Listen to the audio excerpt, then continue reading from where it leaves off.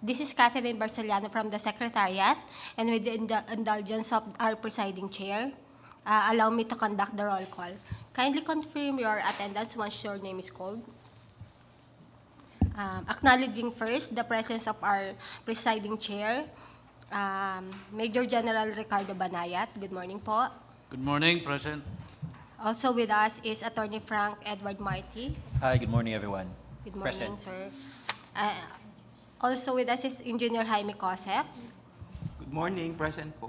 Good morning po. Present also are the technical working group headed by Attorney Frank Nestor Mendoza. Mark Nestor Mendoza.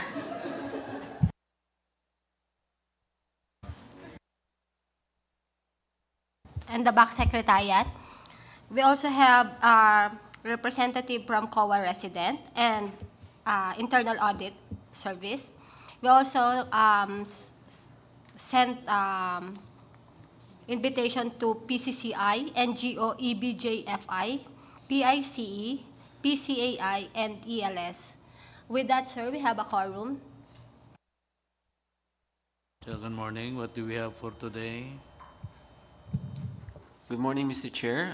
For today, first on our agenda proper is the submission and opening of bids. And first on the submission and opening of bids is for the project Courier Service for the delivery and hauling of parts, materials, and other accessories, including documents of different CNS, MET, and electromechanical facilities.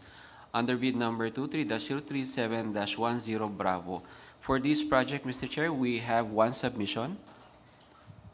May we request the prospective bidder to join the meeting? Thank you.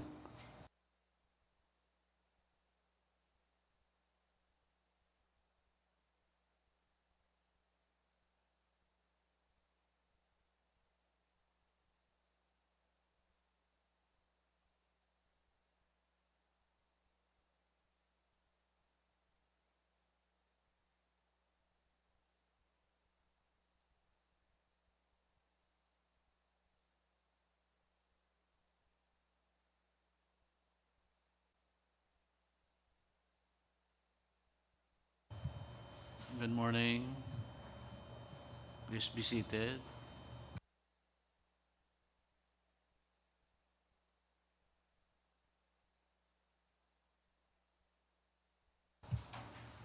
Good morning, Madam. For record purposes, please kindly identify yourselves. Thank you.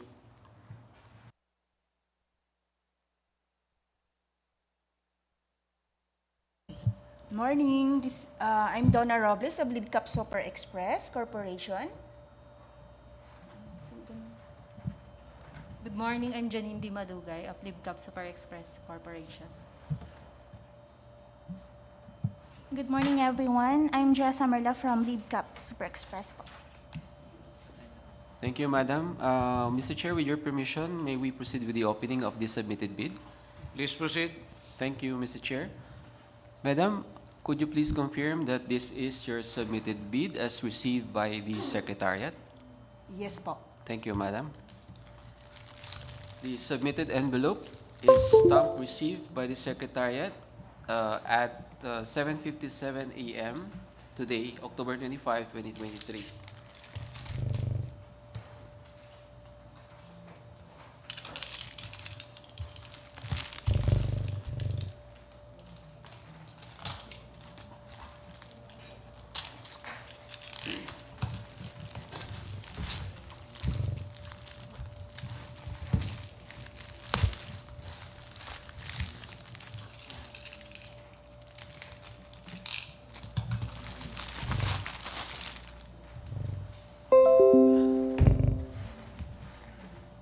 The submitted bid consists of the original technical and financial components and another envelope containing a copy one of the technical and financial component. We'll proceed with the opening of the original and technical components. The submitted envelope is sealed and signed on the sealed portion of the envelope.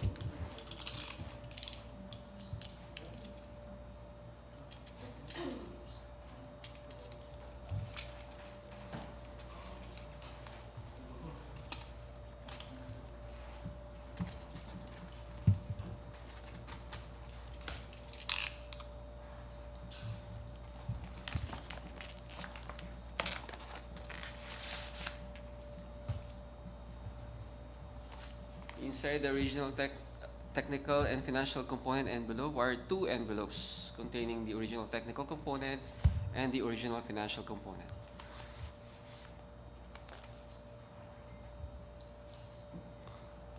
We will proceed with the opening of the technical component.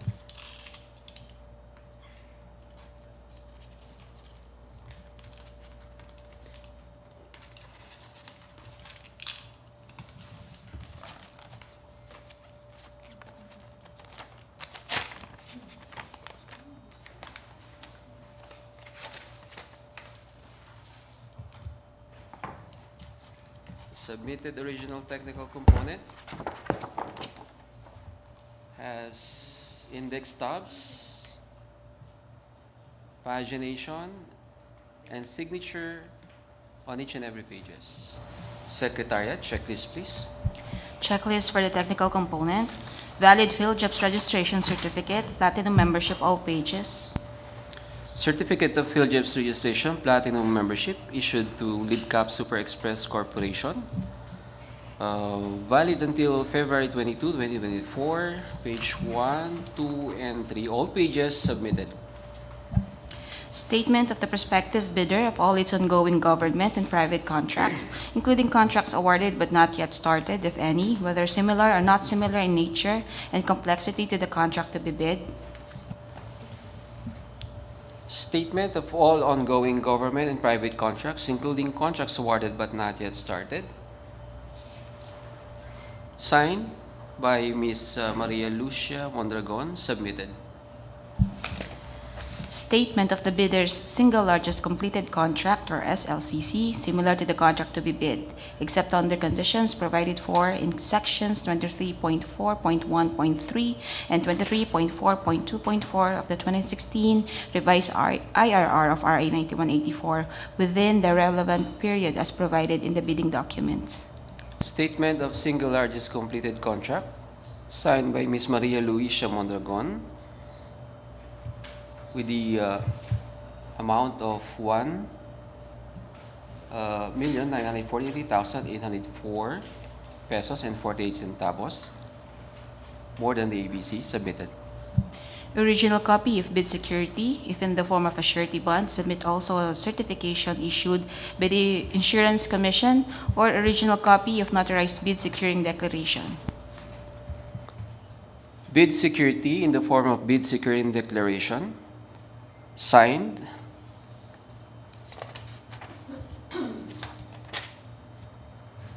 and notarized, submitted. Conformity with the technical specifications, which may include production or delivery schedule, manpower requirements, and/or after-sales and parts if applicable. Conformity with the technical specifications, all with compliance statements.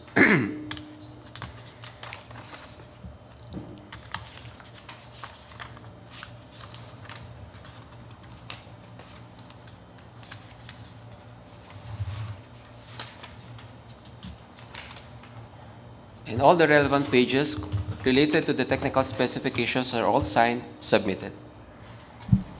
Original duly signed Omnibus Sworn Statement or OSS, and if applicable, original notarized secretary certificate in case of a corporation, partnership, or cooperative, or original special power of attorney of all members of the joint venture, giving full power and authority to its officer to sign the OSS and to act to represent the bidder. Omnibus Sworn Statement.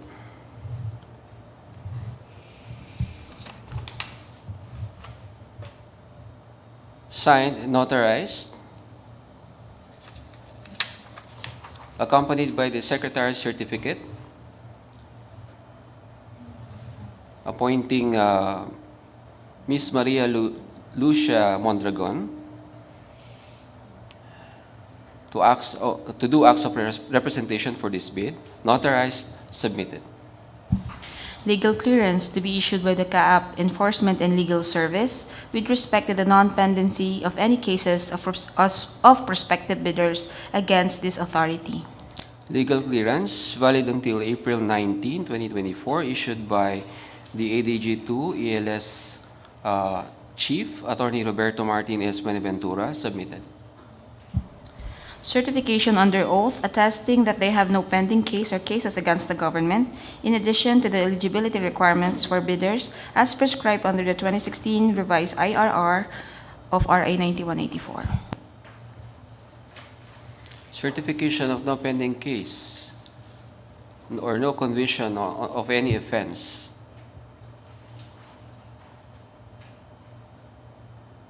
Stating that they have no pending administrative and/or criminal case before any court authorized by the government and have never been found guilty, convicted of any administrative offense or crime.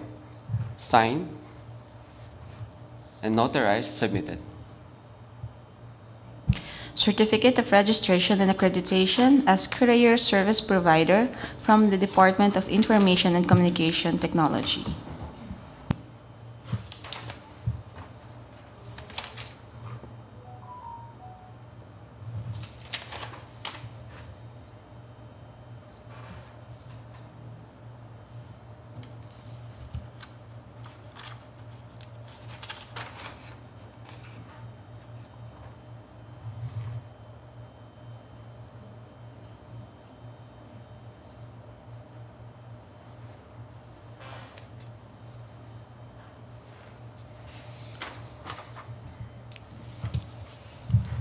The certificate of accreditation is not available. However, there is a certificate of pending renewal issued by the DICT on behalf of the required document, which will be accepted for this project, submitted. Copy of bid bulletin number 1 dated October 16, 2023. Bid Bulletin Number 1 dated October 16, 2023, submitted. The prospective bidder's computation of net financial contracting capacity, or NFCC, or committed line of credit from a universal or commercial bank in lieu of its NFCC computation. NFCC computation in the amount of 258,869,951 pesos and 34 centavos, way more above the ABC, submitted. If applicable, a duly signed joint venture agreement, or JVA, in case the joint venture is already in existence, or duly notarized statements from all the potential joint venture partners stating that they will enter into and abide by the provisions of the JVA in the instance that the bid is successful. Not applicable. Sir, that would be all for the technical component. Thank you, Secretariat. With that, Mr. Chair, the submitted technical proposal of LibCAP Express is initially rated as passed, and we will now proceed for the opening of the financial bid, Mr. Chair. Please proceed.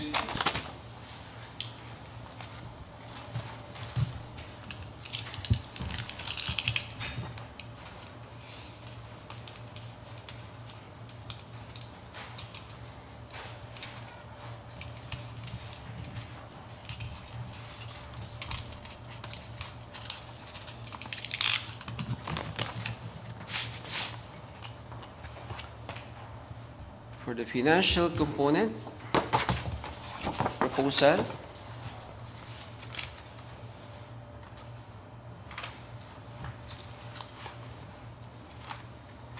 all are paginated and the pages are signed. Secretariat, checklist, please. Checklist for the financial component. Original of duly signed and accomplished price schedule. Price schedule for goods offered from within the Philippines. Accomplished.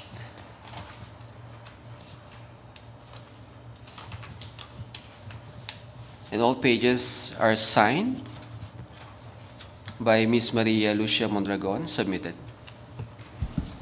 For other documentary requirements under RA 91, number 9184 as applicable, certification from the relevant government office of their country stating that Filipinos are not allowed to participate in government procurement activities for the same item or product. Not applicable. Certification from the DTI if the bidder claims preference as a domestic bidder or domestic entity. Not applicable. Original of duly signed and accomplished financial bid form. Financial bid form, signed by the President, Ms. Maria Lucia Mondragon, and in the amount of 752,337 pesos and 60 centavos. With no discount.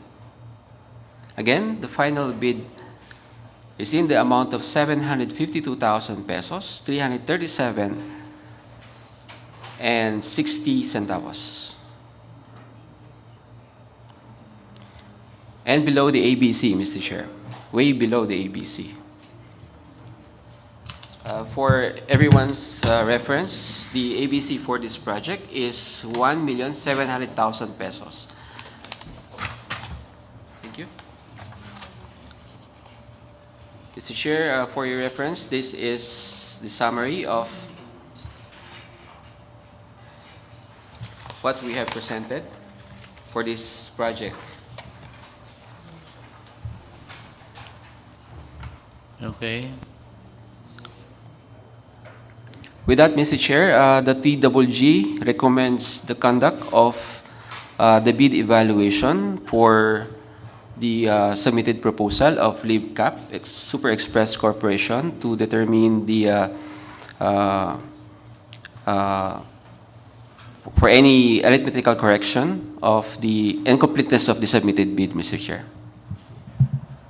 Mr. Chair, motion to adopt the recommendation of Technical Working Group for the conduct of bid evaluation and the proposal of CAAP Super Express Corporation. I second the motion, Mr. Chair. Any objection? Hearing none, motion is approved. Thank you, Mr. Chair. Thank you, Madam. You may be excused. Thank you so much, everyone. Thank you, ma'am. Thank you for coming, ma'am. Salamat po, salamat.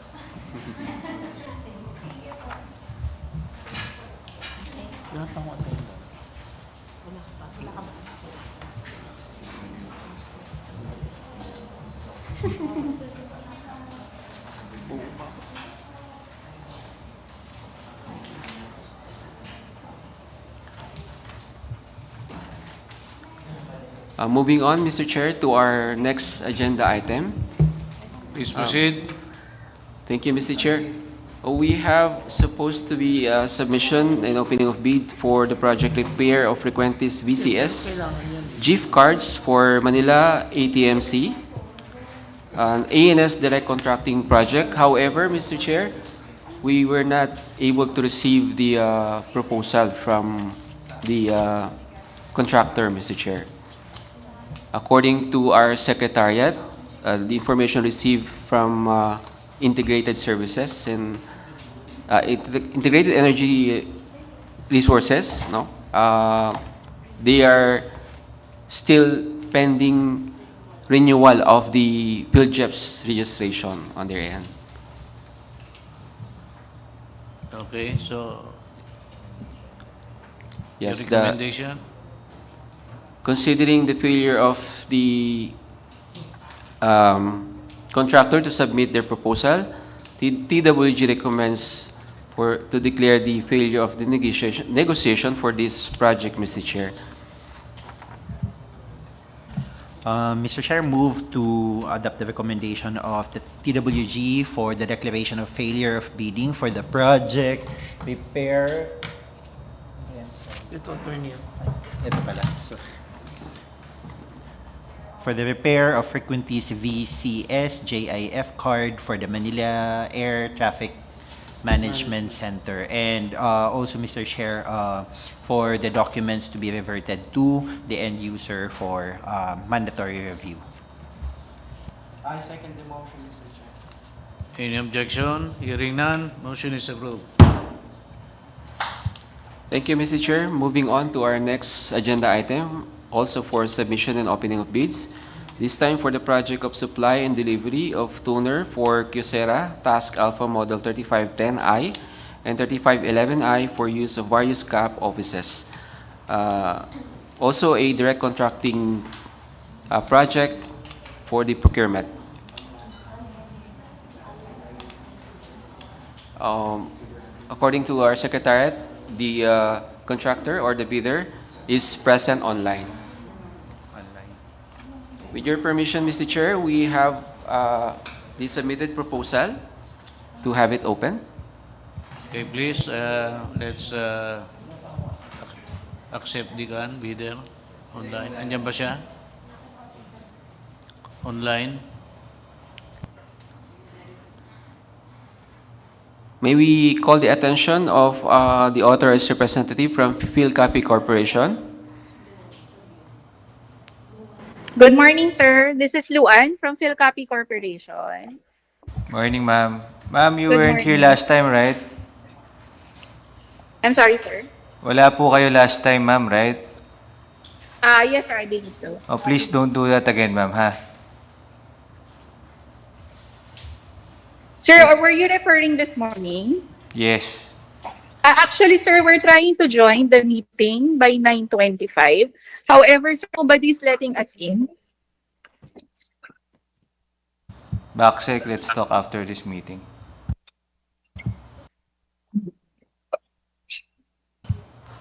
All right. So moving on, Mr. Chair. So we have received the submitted proposal from Philcapi Corporation, received by the Secretariat at 1:27 p.m. last October 16, which was the original schedule of the submission and opening of this bid.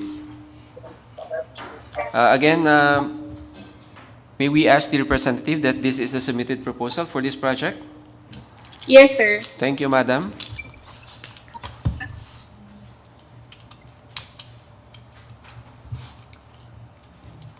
All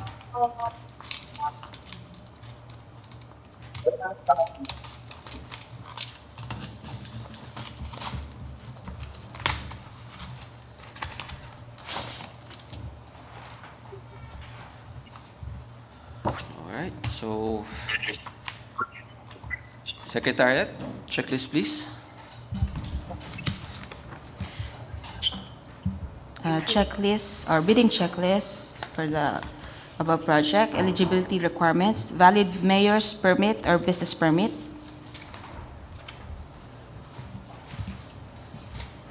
Copy of business permit issued to Philcapi Corporation. This is valid until December 31, 2023. Submitted. valid field job certificate of registration, Certificate of PhilJobs registration, platinum membership issued to Philcapi Corporation. Valid until May 11, 2024.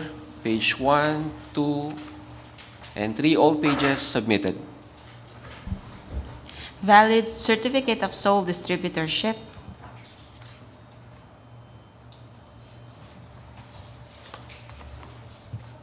A sworn statement of guarantee or exclusive distributorship agreement issued by Kyocera to Philcapi Corporation.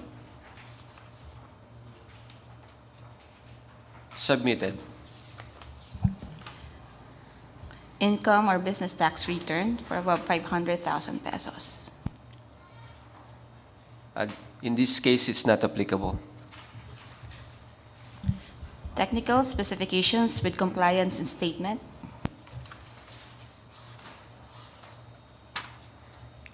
Technical specification with corresponding compliance statement, signed, submitted. original of duly signed and accomplished. Oh, so for the financial requirements, sir, the original of duly signed and accomplished financial bid form, form number 1.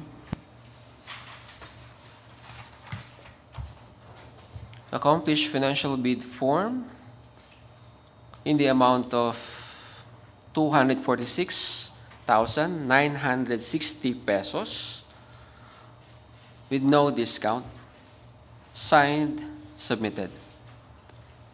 And it is, where is that? Well, same as the ABC.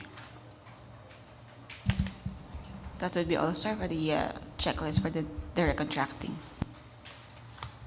With that, Mr. Chair, all the submitted documents or requirements by Field Copy Corporation has passed this opening, and TWG recommends for the conduct of the evaluation of the submitted proposal, Mr. Chair. Mr. Chair, if I may, sir. Yes, please. Before the recommendation for the conduct of evaluation, maybe considering that this is a direct contracting right, maybe we can open the floor for negotiation as to the bid amount. Field Copy Representative, we are opening the floor for any possible you could offer. Thank you. Hi, sir. Good morning. With regards to the price quoted, we believe that this is already the lowest, and we could no longer give a further discount for these models since we have already been absorbing price increases for the past several years for these models. So, as a counter offer, sir, what we can suggest or what we can give you is a price ceiling for this model for at least a year. Mr. Chair, may we ask comments from the end user? Whether the proposal of field copy is acceptable, or any other comments on or the terms maybe of this project.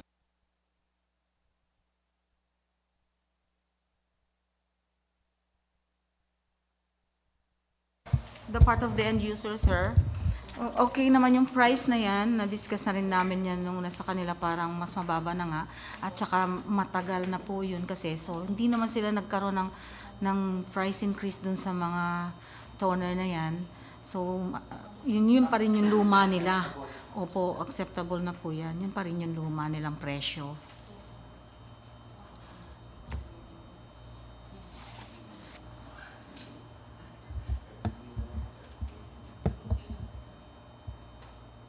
So, with that, Mr. Chair, considering that the terms and the price are already acceptable with the end user, Mr. Chair, I move, Mr. Chair, to adopt the recommendation of the technical working group to accept the proposal of field copy and for the conduct of bid evaluation to determine completeness of the documents as well as the arithmetical for possible computation for this project. I second the motion, Mr. Chair. Any objection? Hearing none, motion is approved. Thank you to the representative of Field Copy Corporation for joining this meeting, ma'am. Thank you, sir. Thank you for having us this morning. Welcome po. Thank you. Looking forward Thank to ano ma'am, yung price nyo will be kept for a year as you mentioned. Yes, sir. We'll be issuing a certificate with regards to that agreement, sir. Thank you, madam. Thank you. Thank you, sir. Thank you.